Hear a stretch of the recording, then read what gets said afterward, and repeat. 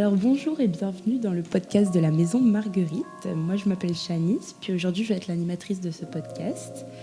Donc nous sommes actuellement dans leurs locaux pour en apprendre plus sur les femmes qui y vivent puis qui y travaillent aussi. Donc nous allons tout de suite parler de l'hébergement à long terme grâce au témoignage de l'une des femmes de la Maison Marguerite, puis Brigitte, la directrice du suivi post-hébergement. Alors bonjour Brigitte, est-ce que tu pourrais te présenter puis nous parler un petit peu du rôle que tu as au sein de la maison, depuis combien de temps tu travailles ici, puis de la mission de la Maison Marguerite. Oui, donc, oui, moi c'est Brigitte. Je suis maintenant, depuis pas très longtemps, directrice de programme pour les hébergements transitoires et permanents.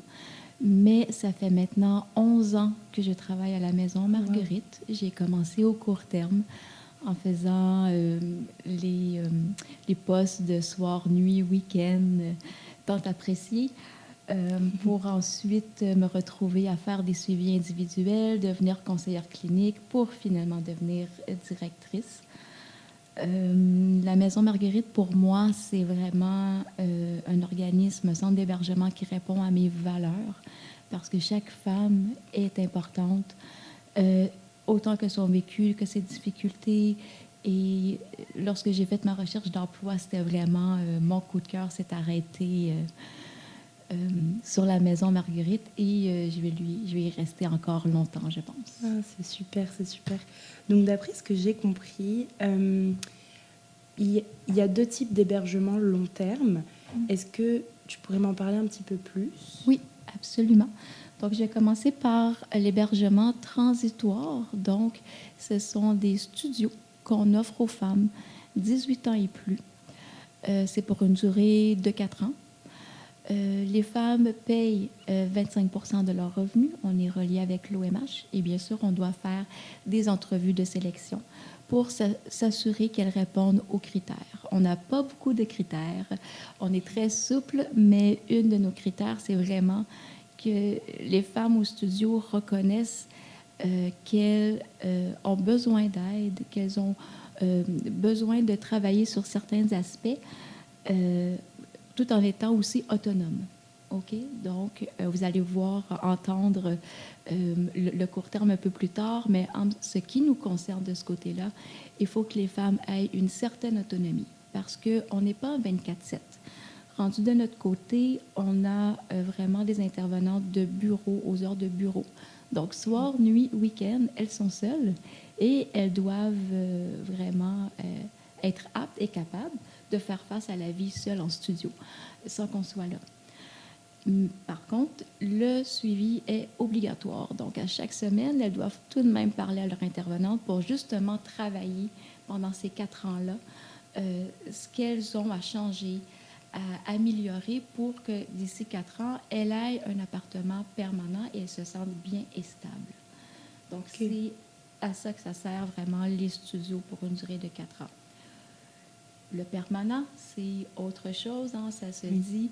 C'est pour les femmes 18 ans et plus, ayant divers problèmes, divers ennuis, mais qu'elles ont vraiment travaillé leur autonomie et elles sont capables de vivre seules en logement sans qu'il y ait d'intervenante. Okay. On a une salle communautaire, on fait des activités, on brise leur isolement, mais on n'est pas là pour améliorer leur autonomie, elles l'ont acquise. Okay.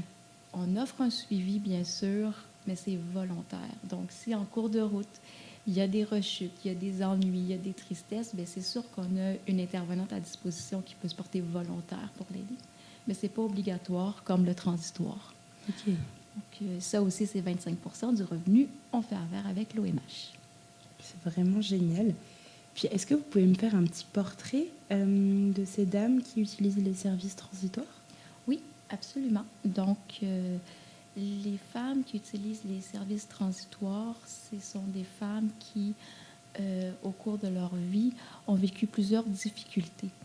Souvent, ce qu'on rencontre, c'est la majorité ont vécu de la violence. Ensuite, ils ont vécu de l'isolement, ce qui fait en sorte que leur santé mentale a été fragilisée. Et pour elles, c'est dur de rester seule en appartement. Pour elles, c'est difficile de faire confiance à quelqu'un. Donc, imaginez un propriétaire. Donc, même si elles ont des difficultés différentes, c'est ce qui les relie entre elles, c'est vraiment le sentiment d'isolement, le sentiment de je ne peux pas y arriver seule. Donc, c'est pour ça qu'on est là, pour les aider.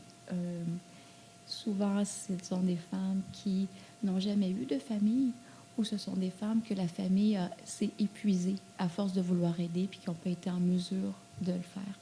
Parce que la personne n'était pas au moment de sa vie à être prête à bouger et la famille, malheureusement, des fois, se met à l'écart. Donc, on est, pour plusieurs d'entre elles, leur deuxième famille. Puis on les aide à grandir à travers ça. Certaines ont connu la rue, certaines non, certaines ont connu la DPJ. Donc, ils ont vraiment des parcours différents qui mènent tous à l'isolement et à la méfiance des autres. Ok, oui, donc c'est vraiment un suivi très personnalisé en fonction de l'histoire de chacune. Absolument, absolument. Super, c'est vraiment génial. Puis, quelle est la différence entre les utilisatrices du service transitoire puis de celui du permanent, du coup? C'est vraiment l'autonomie. Ok. Donc, les femmes qui sont ici présentement, on est vraiment dans les studios. Si on ouvre la porte ici, les studios sont là. Donc, on était en entretien tout à l'heure. Ben oui, il y a une femme en pleurs qui est venue cogner, qui me dit, là, j'ai besoin de toi maintenant. Si elle avait été dans un appartement permanent, un appartement comme tout le monde, mais il n'y a personne qui aurait pu l'écouter à ce moment-là précis. Okay. La femme est seule. Donc, j'ai pu interrompre avec la dame que j'étais pour aller voir ce qui se passait, la calmer, lui dire « je vais revenir » et vraiment être présente quand ça arrive. Le côté permanent, c'est un peu la même chose, mais avec plus d'autonomie. Donc, la personne va être en crise, mais va avoir des moyens pour se calmer. Elle va être préparée à faire face elle-même, à essayer elle-même de s'auto-réguler. OK? C'est sûr que si elle n'y arrive pas, puis c'est beaucoup trop gros pour elle, trop douloureux, on a la salle commune qui est pas loin, il y a des intervenantes, on fait des casse-têtes, on fait des pizzas, je veux dire, on amène une vie communautaire pour ces femmes-là, et c'est là qu'on est leur deuxième famille, mais ils ont déjà une base, une stabilité de dire je vais essayer de me calmer toute seule et trouver une solution toute seule. Oui. C'est ça la grande différence. Et aux appartements, les permanents, on est vraiment axé sur briser l'isolement, l'activité extérieure, intérieure, faire des liens entre les voisines, créer vraiment un esprit communautaire, plus qu'ici, où sont, dans les studios, sont juste plus vers elles-mêmes, puis essaient de se comprendre. Aux appartements, elles s'ouvrent aux autres. C'est un peu la différence. Okay, donc, c'est vraiment vous donner des cartes en main, puis après, ça, elles arrivent à les utiliser elles-mêmes. Absolument. C'est notre but, en fait. Oui. C'est notre but. OK. Du coup, on va passer à notre première cliente. Donc, tout d'abord, vraiment, merci beaucoup d'avoir accepté de venir ici. C'est vraiment très gentil. Merci beaucoup. Je suis contente d'être avec vous. Ça nous plaît. Comment ça va aujourd'hui? Oui, ça va très, très bien. Ça va bien? Super. Donc, j'ai d'abord une première question pour toi. Qu'est-ce que c'est la Maison Marguerite? La Maison Marguerite, pour moi, c'est toujours, je dis ça, c'est de lumière au bout du tunnel. Oui, c'est la stabilité. Ok. Parce qu'avant, c'était très, très difficile de m'adapter dans une place autant qu'immigrante, autant qu'une femme qui a vécu de la violence conjugale. Alors, c'était vraiment un noir pour moi. Alors, la Maison Marguerite, c'est le lumière au bout du tunnel, comme je dis toujours. Et c'est le début d'une nouvelle vie. Okay. C'est beau. Oui. Super. Puis, comment tu as connu la Maison Marguerite? J'ai vécu un moment dans une maison d'hébergement X, que j'ai plein de beaux souvenirs là-bas. Et toujours dans les ateliers et les activités, je parlais juste de la stabilité. Okay.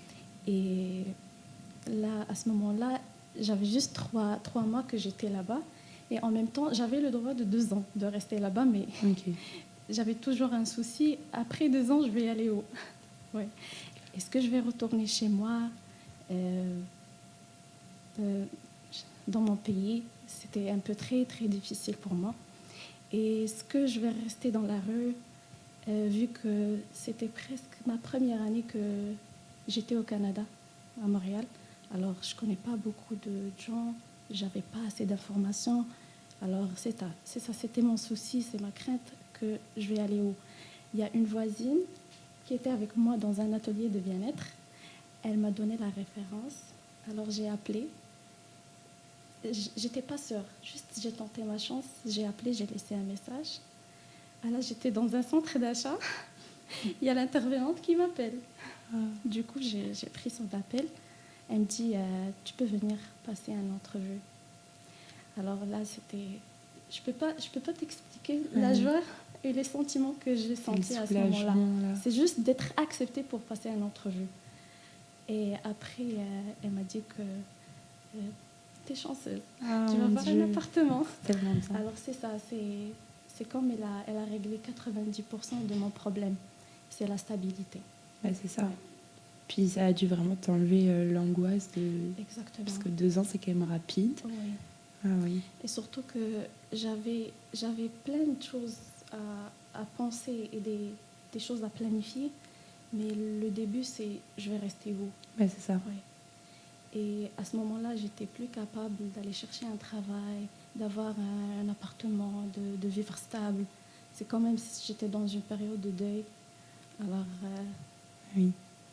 Puis du coup, elle t'a apporté la stabilité, c'est la Maison Marguerite. Exactement. Puis est-ce qu'elle t'a apporté autre chose? Bien sûr, la santé mentale, la santé physique. Je suis loin de ma famille, mais j'ai une famille ici. Oui. C'est eux qui célèbrent avec moi toutes les fêtes. C'est eux qui m'accompagnent quand je tombe malade. C'est eux qui cognent ma porte pour voir est-ce que je suis vivante. Donc c'est ça, c'est plein de choses. Donc oui, tu te sens vraiment bien ici. Je suis vraiment chanceuse. Puis, en tant qu'immigrante, du coup, est-ce que tu as déjà vécu ton intégration à la Maison Marguerite? Bien sûr, oui. Parce que dès que je suis arrivée ici au Canada, j'ai vécu 8 mois avec mon ex-conjoint. Après, je suis retournée chez moi dans mon pays. Après, j'ai décidé de retourner ici, mais quand j'ai commencé, c'était un peu difficile. Alors, j'avais pas beaucoup d'informations, j'avais pas des références. Alors, quand j'ai commencé avec la Maison Marguerite, c'est comme je t'ai dit, c'est vraiment, je me sens en sécurité, de 1. De 2, c'est ma seule référence. Oui. C'est comme j'étais une inconnue, alors c'est la seule référence que j'ai dans un pays géant. Alors, c'est ça, c'est au niveau d'accompagnement, au niveau de mes papiers, au niveau de mes études, au niveau de mon équivalence, au niveau de ma santé mentale, le bien-être, tout. C'était vraiment ma référence. C'était ma colonne vertébrale. Ok. En tout cas, c'est vraiment très touchant ce que tu dis. Puis, j'ai encore une question. Quelle amélioration tu perçois depuis ton arrivée à la Maison Marguerite, depuis que tu es ici, du coup? C'est vraiment un changement radical dans toute ma vie. J'ai déjà préparé un plan avec mon intervenante. C'est les phases que j'ai passées, autant que j'étais là jusqu'à ce moment-là. C'est vraiment différent. Oui. Je trouve que c'est très bien amélioré de tous les niveaux, surtout soit financière, soit santé mentale, soit au niveau de ma relation avec les autres, l'intégration, d'être un peu plus sociable qu'avant, d'avoir la confiance en soi, d'avoir la confiance aux autres, d'être avec vous là maintenant. Oui. Tellement, merci beaucoup. Je vous en prie, avec plaisir. Donc c'est ça. Et toi, tu le ressens vraiment Oui. Puis, est-ce que tu aurais un message à transmettre à d'autres femmes migrantes? Alors, c'est à toutes les femmes qui sont passées par des épreuves, du stress, du problème, soucis, celles qui sentent qu'ils ne pourront plus s'en sortir, qui s'y sentent impuissantes parce qu'il y a un accumul des épreuves dans la vie, et elles sentent même les gens autour d'eux et les personnes qui l'aiment ne sentent se sentent impuissants parce qu'ils ne peuvent pas les aider. Alors, les femmes doivent comprendre que même si toutes les portes sont fermées, il y a toujours des services publics ou particuliers, quoi que ce soit maison d'hébergement, organisation, sont là pour nous et pour eux, 24 heures sur 24, 7 sur 7. Quoi que ce soit les conditions, quoi que ce soit les moments, n'hésitez pas de demander l'aide, vraiment. Parce que des fois, on banalise les choses, on dit peut-être que ça ne va pas y aller. Mais quand on s'intègre et on essaye, peut-être ça va être différent. Moi, au début, j'avais, je ne sais pas, peut-être parce qu'en tant qu'immigrante, on n'a pas vécu c'est pas la même culture, c'est pas les mêmes personnes et tout. Je dis, non, j'hésite, je ne peux pas y aller demander de l'aide. Peut-être que ça ne va pas marcher. Je juge avant d'essayer. Alors non, il faut pas banaliser les choses. Il faut apprécier le service pour avoir la solution, les résultats et tout. Donc c'est ça. Donc, c'est un vrai message de persévérance. Puis, en parlant de service que tu viens d'évoquer, est-ce que tu as ressenti, toi, une différence entre le service public puis le service communautaire? Bien sûr, oui. Service communautaire, pour moi, c'est plus efficace. Il trouve plus de solutions. Exactement, il trouve une solution et c'est plus profond. Ok. Ouais. Parce que si tu as une intervenante avec un suivi et avec un rythme si tu la vois chaque semaine, tu sens que c'est vraiment différent, tu t'améliores. Alors, il règle vraiment le problème. Mais ça devient une famille au final. Exactement, que peut-être l'autre service apporte juste un accompagnement. Exactement. Service public, oui, on ne peut pas dire que c'est pas efficace, bien sûr. Mais c'est plus en global. Il ne résoudra pas avec toi le problème. C'est ça. Principal, c'est plus en général. Okay. Est-ce que tu aurais un dernier mot à dire ou je suis contente d'être à la Maison Marguerite. Je suis contente d'être avec vous. Et c'est comme j'ai dit, toujours il y a un nouveau départ. Il ne faut jamais lâcher prise. Tu as tellement raison. En tout cas, merci mille fois avec plaisir d'avoir pris la parole aujourd'hui. Puis merci à toi aussi, Brigitte. Ça fait plaisir. Et merci à vous, les auditeurs, de nous avoir écoutés aujourd'hui. Et on se retrouve prochainement pour